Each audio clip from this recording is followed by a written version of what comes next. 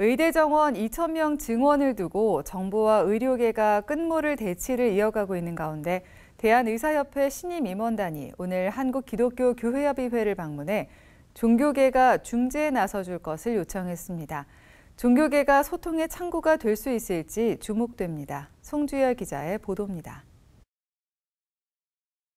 의대 정원 2,000명 증원 문제로 촉발된 전공의 집단사직 사태가 7주째 접어들었지만 정부와 의료계는 좀처럼 타협점을 찾지 못하고 있습니다. 긴 의료 공백은 우려대로 국민들의 피해로 나타나는 상황. 최근 의료계 대표로 선출된 대한의사협회 이면택 회장 당선자와 임원단 일행이 한국기독교회관을 찾아 교회협의회 김종생 총무를 면담했습니다. 무거운 표정의 이면택 회장이 교회협의회 김종생 총무에게 제일 먼저 꺼낸 말은 중재였습니다. 국민들, 환자들이 너무 힘든 상태라 그거를 이제 상황 타개를 하기 위해서 목사님들 이렇게 힘을 좀 빌려서 조금 이 어려운 상황을 조금 타개했으면 하는 마음으로 이렇게 이제 찾아뵙게 됐습니다. 이면택 회장은 의료 정책은 현장 전문가의 말을 경청하는 것이 필요한데 정부가 이를 급격하게 추진하다 보니 전공의들을 범죄자로 몰아가고 있는 것 같다고 말했습니다.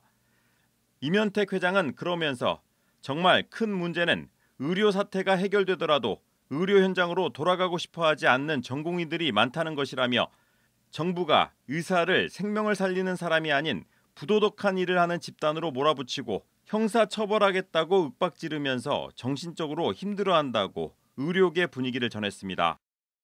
현장 전문가 말이 조금 반영이 안 되고 이제 급격하게 추진이 되다 보니까 아무래도 또 정부가 자꾸 이제 전공의들을 자극한 면이 있고요. 이 사태가 터지고 나서 정신과 상담이 너무 많이 늘었다. 의사들로부터 너무너무 힘들다. 내가 왜 이 고생을 했는지 평생을 고생을 해왔는지 이게 모르겠다. 그러니까 삶의 가치를 잃어버린 거죠. 교회협의회 김종생 총무는 의료인들의 헌신과 고충에 공감하면서도 의료 혜택이 절실한 약자를 생각하는 길을 선택해 주기를 당부했습니다. 김종생 총무는 그리스도인들도 길이 보이지 않을 때 기도하면서 눈물 흘리는 사람들과 약한 사람들을 우선하는 길을 선택하게 된다며 한 걸음만 물러서서 약자에 도움을 주는 선택을 해줬으면 좋겠다고 말했습니다. 나보다 우리보다 또는 상대보다도 정말 약한 사람들, 눈물 흘리는 사람들 어쩌면 그런 분들에게 어떤 길이 더 우선되면 좋을지. 더불어 정부가 의대 정원 2,000명을 못 받고 의료계를 몰아가는 태도는 옳지 않다며 정부와 의료계가 한 걸음씩 물러나 합리적인 선택을 해주기를 바란다고 말했습니다. 선거 국면하고도 또 이어지고 또 여러 가지가 잘못하면 이게 졸속 처리가 좀 되면 어쩌나 하는 그런 걱정과 더불어서 정말 약자들을 위한 길이 어디일까. 우리들이 가진 입장을 조금 한 걸음만 좀 뒤로 해서 정말 이렇게 건강의 약자들에게 좀 보탬이 되고 유익을 좀 줄 수 있는 길들을 좀 찾아보면 좋겠다.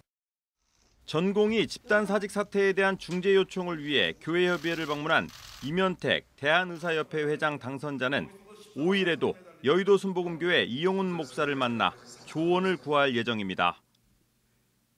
이면택 회장 당선자는 생명을 살리는 사명감을 가진 의사들은 단 한 명도 환자 곁으로 돌아가고 싶지 않은 사람이 없다며 거듭 종교계가 중재에 나서줄 것을 요청했습니다. 지난 2009년 용산 참사를 비롯해 각종 사회적 참사와 국론 분열 양상이 벌어질 때마다 양극단을 조율해 중재에 나섰던 종교계가 이번 의료 대란에도 소통의 창구가 될 수 있을지 관심이 모아지고 있습니다. CBS 뉴스 송주열입니다.